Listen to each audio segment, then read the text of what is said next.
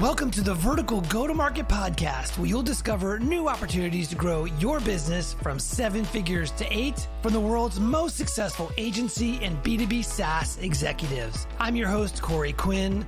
Let's jump into the show. Today, I'm joined by David Poteet. Welcome, David. Thank you. It's good to be with you, Corey. Could you share a little bit more about you and your background with the listening audience? Sure. So I started a business called New City. It's a digital agency. We used to be based in Virginia. Now we're sort of spread around the country, a remote, and one team member in Poland. Started the business because I couldn't find the job doing what I wanted to do, really, back in 1995. And my personal kind of area of expertise is more in user experience, human-centered design, content strategy, and that sort of thing. But these days, my job is primarily just, leading the team and helping to keep us pointed in the right direction. What could you share for the listeners, any context about New City with regard to the size of the company, the number of employees, clients, revenue, anything you're comfortable sharing? Yeah, absolutely. We're right around 32 people right now and work primarily in the higher education sector. That's our main vertical that we serve. Started out as a generalist firm really for about the first 10 years and then began to really see higher education as a strong fit for us. And our team are organized into, we have different disciplines. And then we have project managers who run projects. And so we use kind of a matrix management model. We've got our user experience team, and then we've got design, kind of the front end and UI design, development, of course, front and back end development. And we do a lot of big enterprise web projects. Some digital agencies are going to focus more on the digital marketing side of things. We do some digital marketing, but we really are strong in the research, strategy, design, and development of big, complex websites with lots of audiences and usually quite complex stakeholder mix within a university, for example. And then we've got project management team and of course business development. And our newest team is enrollment strategy that we've added in the last year. So we're really excited to be offering that as part of our overall service to the universities and colleges that we support. Awesome. I want to dig into that. You shared some of the background there in our pre-interview, and I think there's some interesting nuggets there. But before we do, you mentioned that you started off as a generalist agency, and about 10 years in, you made a shift to specialize in higher education. First off, what was it like? What were you doing the first 10 years? Was it similar type of work, the web development, UX, research, all of those things, or was it different type of work, and how did that evolve? Well, we started out, we were doing web design. We is, of course, a euphemism for me at the beginning. My wife was helping me some, and I had a couple of friends that were doing some freelance work with us, and, we were working out of our second bedroom. Where we live in Blacksburg, Virginia, we had really early access to broadband in some of the apartment complexes in town. So Isn't that where AOL is kind of in that general vicinity? They're in Northern Virginia. Yes. Yeah, that's right. They were. Yeah, I was on AOL before I even knew the internet existed. But I was working at Radford University before I started New City. And as a designer, just as a print designer, but I had a friend, a biology professor, who introduced me to FTP and Gopher and some of these really cool internet technologies that existed before the web. And then in 1993, of course, the first web browser comes out. I get excited about it, start lobbying my boss. Hey, the university needs a website. At that point, there's probably less than 40 universities that had any kind of web presence, Stanford, of course, being one of them. And finally convinced them to let me have a go at it. So I got about 4 months to, learn HTML. I had some programming background before, so learned, how to build a website and did the university's first website. So in some sense, we're kind of full circle now because we're focused in higher education. But in that first 10 years, Corey, we were, it's just you're grabbing any kind of work you can, anybody. So it was everything from, exterminators to real estate companies and what have you. We were really helped by a relationship with a regional newspaper in the area called the Roanoke Times.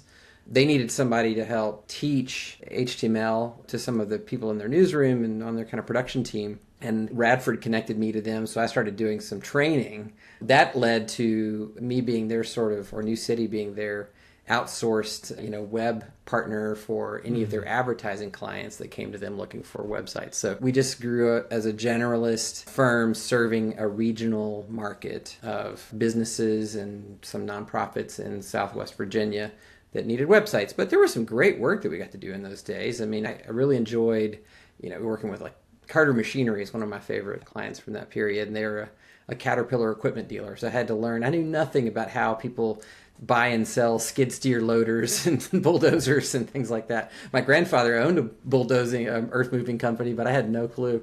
So I had to learn, and it's one of the things I think a lot of us that work in this business enjoy is learning about someone else's business model and understanding how the communication and engagement needs to work. So we did all that sort of thing, but you're only going to grow so much, I think, in a regional setting. So we had some opportunities. You asked about, like, were we doing the same things? I got turned on to human-centered design in the late 90s through a presentation that I got to attend from Jared Spool. And it appealed to the sort of artist and scientist sides of my brain, and it helped me connect some dots that I think just hadn't been sitting quite right for me in the whole, everything that was going on in digital at the time. So we started learning and training our team and learning these practices and things like that. But it's hard to get your local, real estate company to pay for user research as part of of their project. At least it was in the early 2000s. And so to some degree, higher ed actually offered us an avenue where we could start to apply some of the principles that we thought were really the right way to do things, but which included research, trying to understand your users, and then organizing and kind of aligning your digital experiences around their goals so that you win and they win. But that takes a bigger budget, right? I mean, it's not just like, let's design a homepage and some secondary templates and build you a WordPress site. So higher ed was the place where we started to get traction, for that. And then I think we found, after the first 2 or 3 institutions that we worked with, that we're also pretty good at what's, a lot of times in the corporate setting, you can have a more executive style of leadership. It's a little bit more top down, or, if the CMO says, here's how we're going to do things, then obviously they need to be a good leader and have built good teams, but they don't have to win people over in this. I shouldn't say that, because you do have to win people over, but they don't have to win people over in the same way that you do in a university setting. People describe that as more of a legislative style of leadership. You've got to build coalitions, you got to build allies, that sort of thing, because we jokingly refer to universities as they're like a feudal system. I mean, you've kind of got the king and the dukes and the earls and the baronesses, and everyone's got their own little center of power, So you have to learn how to work well in that environment. Let me back up just a little bit. So you mentioned that you were exposed to this concept of human-centered design. It really kind of aligned the stars when it came to what you understood as good design, and so kind of like the higher education was more receptive to this. What were the conditions that made them value human-centered design or user research at an early date when these other sort of businesses didn't really have an appetite for it? Well, I think 2 things were key for that. One is, when we pitched our first big opportunity in higher education was with Virginia Tech, which is actually my alma mater, but I don't think that helped us win in particularly. But they had not, and to our knowledge, we couldn't find any examples of universities that were using any in-depth user research as part of their planning process yet. So we said, hey, you're a research university. Wouldn't it be cool if we used research to plan this work? Great. And that appealed to them. But I think one of the things that resonated at first and then proved to be really valuable in the process is that in a university setting, you've got a lot of very smart people, have a lot of very strongly held views about things, but a lot of times, they have strong opinions about how something should work and how people probably do things on the internet. But having research data about user behavior and goals and needs really diffused a lot of what could have been, a lot of controversy or just arguments and unnecessary kind of, debates that we were able to kind of cut through and really build those coalitions and bring people on board because they saw, here's why we're doing this, here's what the tests we've done have shown, here's the research, and here's what we've learned from the research. So I think it just gave us a lot more credibility with an academic audience, academic stakeholders, I should say, not our target audience so much as the people that can either help a project succeed or shoot it in the back. If you know how that can go. If people are paying lip service to you up front, but as soon as you walk out of the room, they're saying how stupid they think the whole thing is. Yes. So this is super interesting. So it seems like you had an interest and an intellectual sort of interest in this Hmm. concept of human-centered design and doing research, Yeah, and you found a client, eventually a market that also really valued that, and that's kind of where you hmm, naturally where you went, just because that's that right. was an audience that was receptive to the Hmm. value that you were seeking to create for them. Yeah, that's really true. We did the Virginia Tech site. We Mhm. launched it the fall of 2006, and it was really well received. It was Virginia Tech had record enrollment growth in the next year, so we All it right. wasn't just us, but we felt like we were doing something right. Okay. But it also was noticed by some of the leadership at Imperial College London across the pond in England, and Imperial is one of the top five STEM institutions in the world. They invited us to come and pitch for a project to work with them, and we won. So that followed hard on the heels of Virginia Tech. We spent a bunch of time working in the UK. I got to take my kids over to London to work for a week once, when they were really young, and it was exciting. Higher education is one of those markets where everyone wants to know that you've already done something in that space, because that tells them that you understand the politics and the priorities and the different audiences and that kind of thing. So once we had those two institutions in our portfolio, it was a whole lot easier to convince. I mean, no one questioned that we knew what we were doing in this space. But you can't just take that for granted, obviously. But it's easier to sell downhill than it is to sell uphill, Yeah. and so it was a lot easier for us to to go and talk to other institutions The and second sale is always yeah, much easier than the first. exactly. So you mentioned this concept of politics. I have to dig in just a little bit here. What comes along with serving this specific market is this concept of politics, and not only being familiar with it, but being able to navigate it in a meaningful way that you can ultimately create the value that they're hiring you to create in the Yes. first place. How did you learn about those politics, and how did that evolve? It's a good question. We certainly listened to people who had worked in that environment a lot and could kind of advise us and give us some guidance. My Myers Briggs profile or whatever is more of the diplomat type. As an ENFP, and I have brought people onto my team who share some of those kinds of the sort of people that are curious, have a degree of humility, and just are willing to ask a lot of questions and listen and try to understand. And so we found, we just by really paying attention and not taking anyone's goals for granted, because you could say, oh, well, your goals must be the organization's goals. Okay, yeah. And everyone's got their own priorities that aren't always the same thing as the institution.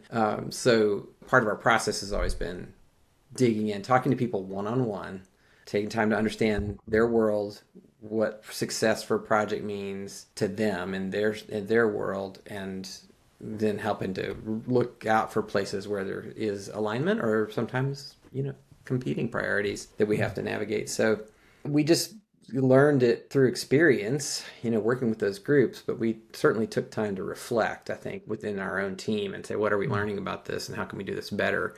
Because we've gotten better and better at it by learning from mistakes and stepping on landmines and having somebody come in midstream and derail a project.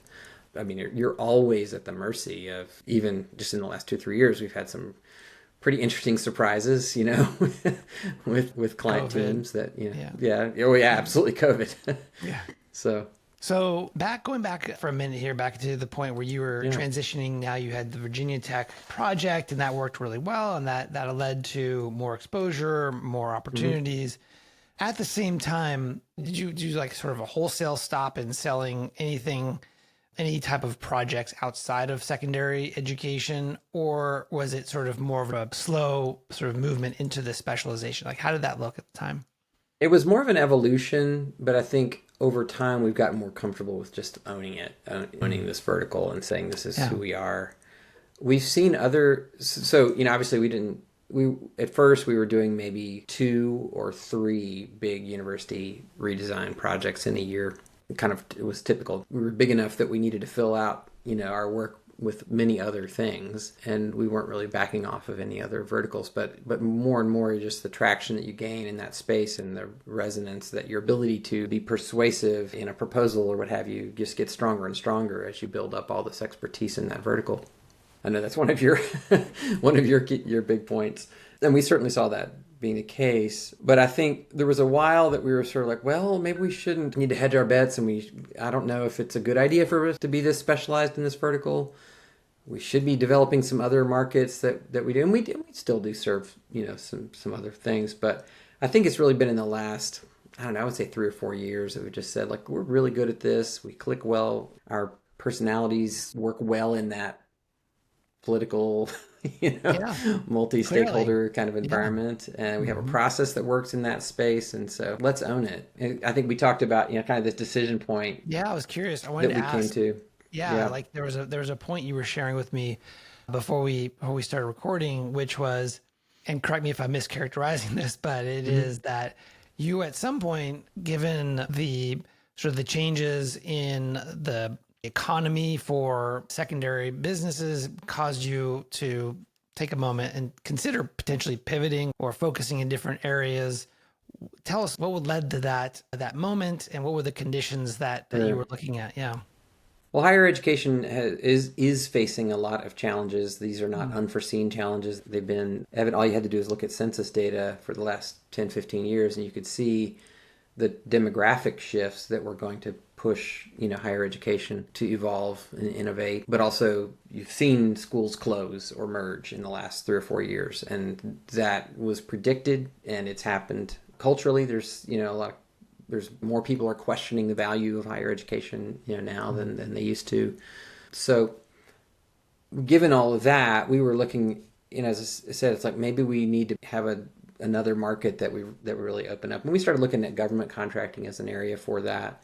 We went through the whole process to get our GSA schedule, which allows us to serve. I mean, it's a contract vehicle that lets you work with government, but it also lets you work with state. And a lot of our clients are state public entities, so it's been useful from that standpoint. Yeah. But we started building relationships with some other federal contractors to see if we could open up opportunities for us to be a subcontractor and work on some different projects. Because we'd had some government work, and we'd had some success with it and enjoyed it. And what we are good at in human-centered design, and with working with these kind of complex stakeholder environments with a lot of politics, well, turns out those are useful skills in government I as was well. thinking the same thing. It's like, yeah, there's probably a lot of synergies with that skill set.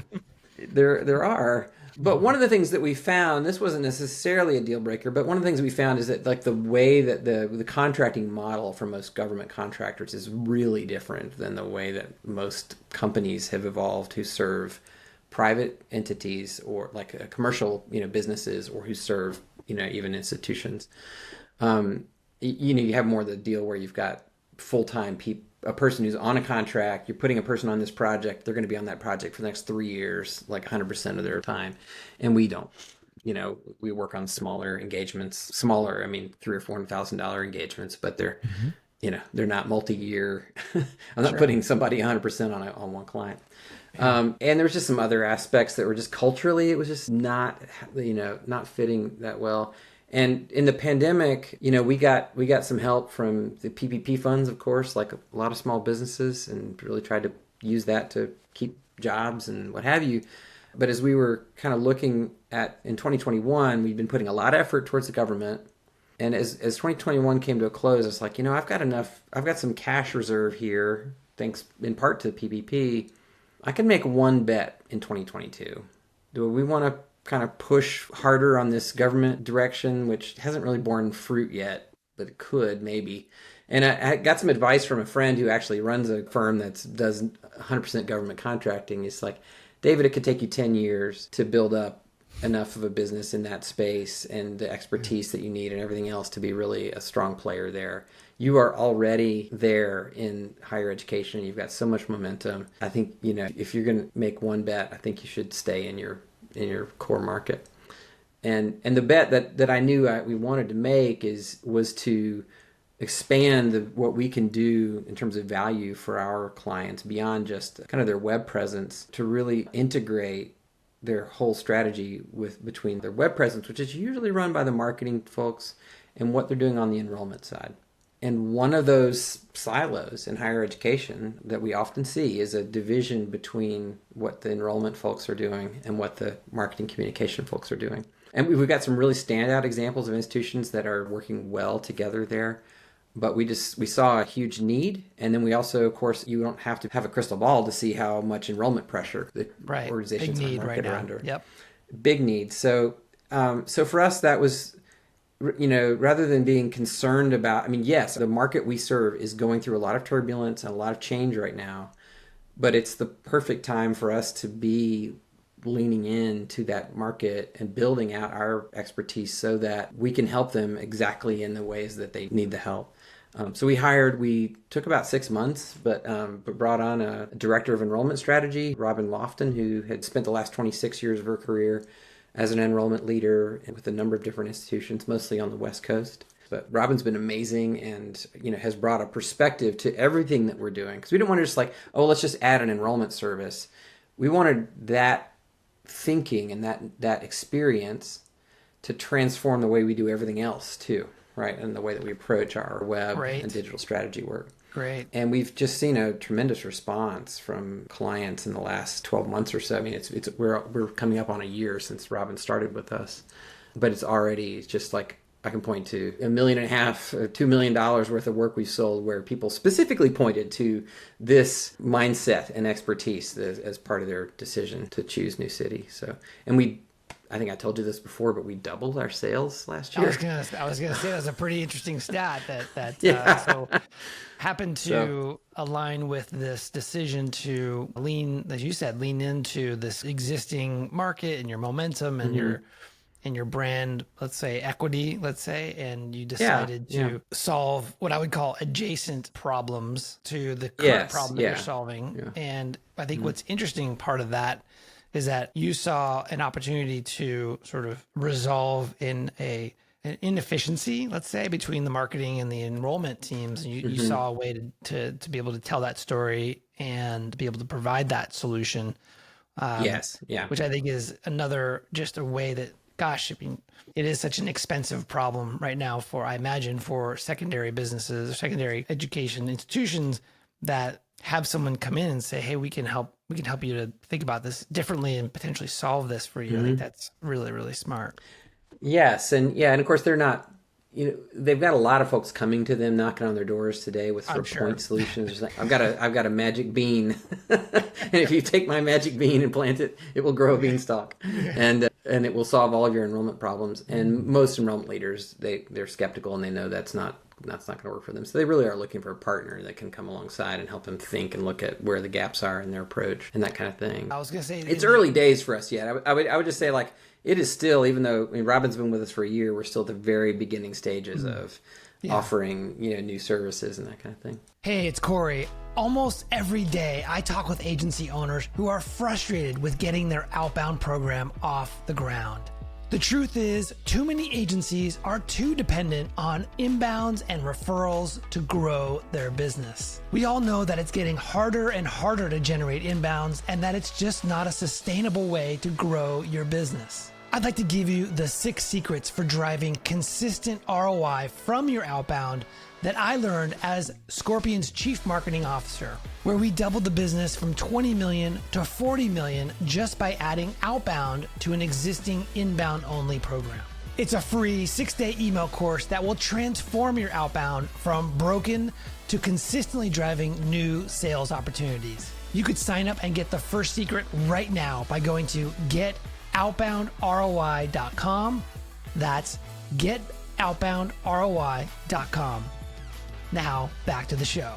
Have you been primarily focusing that new capability on your current existing clients or previous clients, or is that part of your sort of go-to-market message for acquiring new customers or clients? It's definitely been part of our go-to-market for acquiring new customers, but we are introducing, a capability to our current customer base. And that's been another big part of our growth in this vertical, has been building up long-term relationships with a number of institutions. We're an approved vendor, like a preferred vendor, approved vendor within a certain campus or university system. So Texas A&M is one of our biggest clients. So we work with lots of different organizations kind of under that Texas A&M umbrella, or Rutgers University or something like that. How would a company such as yours, who maybe not been approved as or pre-approved vendor, how does one become one?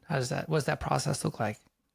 Most of the schools will run a competitive RFP process every 4 or 5 years to refresh their approved vendor list. You have to watch out for those RFPs to come out. The RFPs those vendor list RFPs are not, you're not bidding on a specific project. You're just saying, here's our portfolio, here's our capabilities, here's our pricing, put us on your list. I just got shut. You use the word RFP. I got the I know. chills. Having done those too many years. Yes. Yeah. And then working in higher education, we've had to, we have a love-hate relationship with them. I'm sure. Yeah. I said no to one recently where this is a prestigious school, but they were asking for us to do free work as part of the response. I'm like, no, that's not happening. And it was already one of those level 10 difficulty level responses.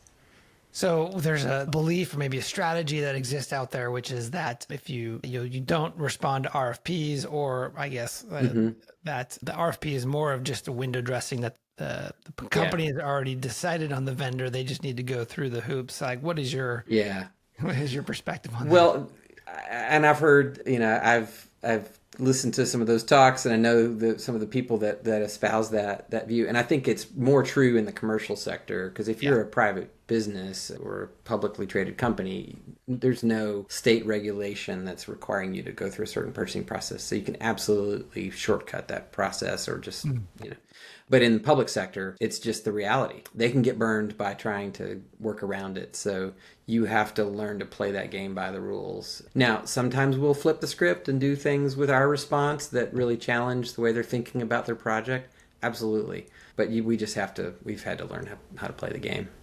Yeah, that's super interesting. I get it. It makes sense. As it relates to generating new business today, you've been in business now for, since 1995, and you've focused since the last 10 years later, I guess 2005 till today. 18 years, I guess that is. You've been focusing on this higher education market primarily. How do you get new clients? You mentioned that you have these preferred vendor lists as one channel. What are some other ways that you're seeking and building new client relationships? Yeah, so certainly when we are part of a preferred vendor list, those opportunities that come to us from a campus that we already have that relationship aren't RFPs typically. They might get 2 or 3 bids, but we don't have to go through the same formal process. So that's really nice. And we still have to think about kind of marketing to and selling within that community, because they don't all know about us necessarily. Otherwise, it's, and it's about 35% of our business every year is new account relationships. That's, certainly word of mouth referrals. Like a lot of agencies, people hear about us and invite us to give a proposal. It's rare that we get an opportunity that's a new account that doesn't have an RFP connected to it in the higher ed sector. They almost all work that way. But if you're invited and it's a warm invitation, as much as we can, we try to have conversations with people. We will go to conferences. There are just a few key conferences that we attend every year where you're going to see a lot of the customers that are going to be there. So, of course, that stopped during COVID, but we've been back out for last fall was our first kind of return to the conference season. So you're speaking, you're doing content marketing, you're trying to get things out that share your expertise. We've just tried to take a very open approach to trying to share the things that we're learning along the way and not being proprietary about it. And that plays well. That people respond well to that in the higher education community. One of the nice things about the community is they don't feel super competitive with each other. They certainly see each other as competitors, but there's a more of a collegial sense of openness. So that kind of thing, a lot of our marketing is focused on just making sure that we are in your mind when it's time for you to send out that RFP. Yeah. Now, increasingly with enrollment marketing, a lot of enrollment marketing services are not purchased through RFP. So, as we look at doing more enrollment strategy, enrollment marketing work, I think there's going to be more opportunities for us to work with schools without having to start with a 50-page RFP and a $400,000, proposal engagement or something. That's interesting. Is there a faster speed to results with the enrollment-based work that you do than maybe a web design project? Yeah, I think it's too early to say.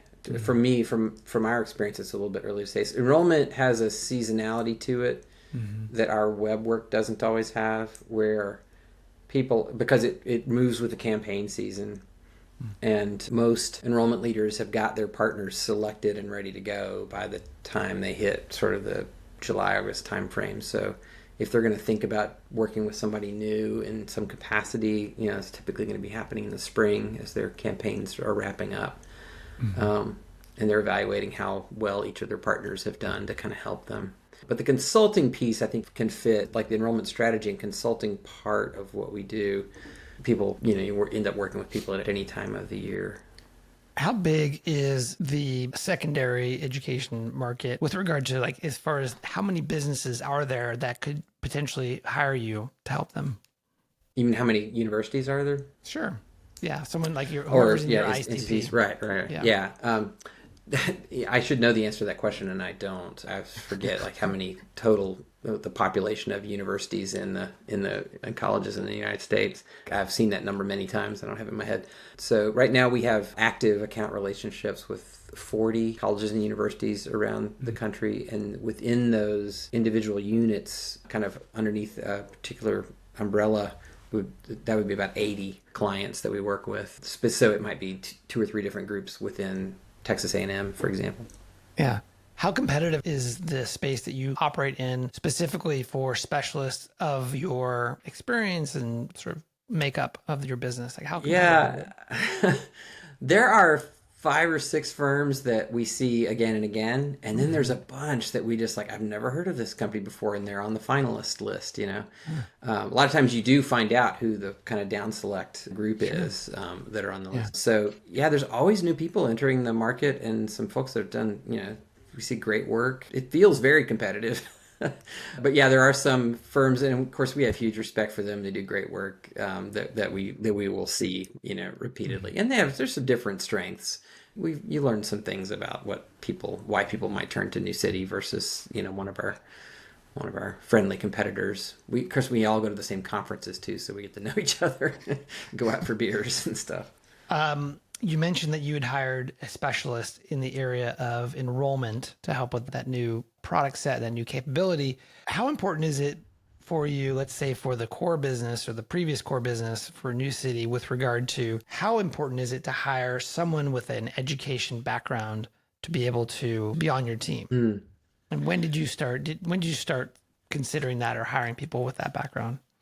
Of course, I started my career working inside a university, so that helped me kind of have some understanding out of the gate for the landscape that you're often going to find. And I need to add up the percentage, but I think more than half of our team have worked inside a university or college setting before coming to New City. I don't think it's not absolutely necessary, but that degree of empathy for what our clients are experiencing has been tremendously valuable. We know that clients choose us because we have sat in their seats and we understand what they're dealing with. It doesn't make it essential that we only hire people who've worked in education, but having a healthy number of us coming with that background has been really valuable. Which roles in the org make the biggest impact to have that background for your clients? Our project managers, that's had a big impact. Developers. And I would say we just brought on a new person on the business development and client strategy team. Well, I should say she starts in a couple of weeks, who has, like Robin, our director of enrollment strategy. Of course, Robin's role was a must, right? You just can't sell into that space without having... spend the time to figure out how to do that well. No. You hire that expertise. Yeah. Yes. But we're bringing someone onto the client strategy team who has spent most of her career in higher education as well. I mean, she started as a programmer at Jet Propulsion Labs, and then she went into enrollment, and she's done web and digital marketing, everything. But it's those, especially because we've had some people at the kind of more of the building and doing kind of level, developers and content strategists. Several of our content people have higher ed experience, and project managers. But I think now bringing on a couple of people who've had vice president, cabinet level positions, or have had, AVP, director level positions within organizations, are helping us elevate the conversation that we're able to have with our clients as well. Because people like to talk to their peers. It's beautiful. Okay, we're going to wrap this up here with just a couple more questions for you. This has been really, really interesting and helpful, I think, for the audience. Reflecting back now on New City and everything that you've built and the journey along the way, what are the positive aspects to verticalizing a business such as yours? Personally, I like being the sought after expert on something rather than having to go and like bang on doors and try to persuade people that they should listen to me about something. And when I'm at a conference and I'm running into people, and we never do a hard sell, right? I mean, it's always just coming with curiosity, wanting to get to know people. I always want people to feel like every conversation they have with someone at New City is valuable to them, in any context. So just having that sense of like, I know this market. I have a lot more to learn. So I haven't arrived, but I really do understand it. And that just, it feels good. I have to make sure I keep feeding my curiosity because you can also get bored in that setting. And we have a lot of people at New City that are like me, kind of, you always want to find something new or something interesting, a new challenge. So I don't like just solving the same challenge over and over again. But yeah, to answer your question, what I've really found positive is just the sense of growing mastery and having people seek you out for your expertise is really it's a lot easier to be in business this way. What are the negatives? You rise and fall with the market that you serve, that can be a problem. Every market has its vulnerabilities, whatever business you're in. So you have to be aware of that. I think that higher education in particular tends to lag a little bit behind the commercial sector and B2B e-commerce and different areas in terms of their sophistication with technology and digital marketing and some of those things. So we have to, I think if we were only doing higher education and didn't do anything else outside of it, we'd be a little bit at risk of being, behind. So trying to be state of the art and focus on a market that tends to be conservative and a little bit slow to adopt new things can be a negative. Yep. So what would you say to someone maybe listening to this podcast and is maybe operating with more of a generalist go-to-market? They're serving businesses of all shapes and sizes, and they're thinking about verticalizing. What advice would you have for them as they're considering this? Well, for us, my advice is to look for the threads where you can start to tell a connected story across multiple clients. Because you might be surprised where that vertical comes from. If there's some area that you start to realize, oh, there's this thing, we've done this 2 or 3 times, I can tell a story here, right? And that's all you need is a story you can tell to start selling more clients with a similar problem. Not every vertical is like higher education vertical. I mean, there's other kinds of verticals and specializations that cut across industries that have different, we know folks that just specialize in certain content management systems or certain pieces of the technology stack, and they do quite well that way. So it's just looking for that thread, and it's got to be something that gets the people on your team excited. If you don't have a interest and a passion for it, you're not going to get anywhere with it. You're not going to I had the last experience just years. Yeah, exactly. So. Awesome. Last question. What's your motivation? Well, my motivation has shifted in the last, 10 years or so, and I'd say really even in the last 5 years. I love human-centered design, and I really do like being in a project, working with a client, facilitating, helping them understand their customers, users, and creating a shared vision for what success looks like for their customers and their organization. But I'm transitioning to be more, the coach and kind of supporting the team and helping to put the, team together and helping the rest of the company do that well. And I'm finding more satisfaction, or equal satisfaction, I should say, and motivation, and kind of making that move from being the strong individual contributor to being, more of the one who supports and enables the team to be able to do those things. So I have to get sort of vicarious joy from talking to my team members and hearing about a really awesome thing that they did on one of their projects and going, oh, that's satisfying to me too, to experience secondhand what you're going. But it's a big shift. That's beautiful. Where can people reach out to you if they have more questions or they wanted to get in touch with you? Yeah, so our website is insidenewcity.com. That's not the name of our company. It was just the URL that we chose. So you can find me there pretty easily on our team page. And all my contact information is there. I'm at David Poteet on Twitter, although I'm very rarely active on Twitter these days. But yeah, that's the best way to reach me. Beautiful. Thank you so much, David. It's been a great conversation. Thanks, Corey. Those are great questions, and it's good to kind of reflect on what we've been learning. Yeah, it was fun.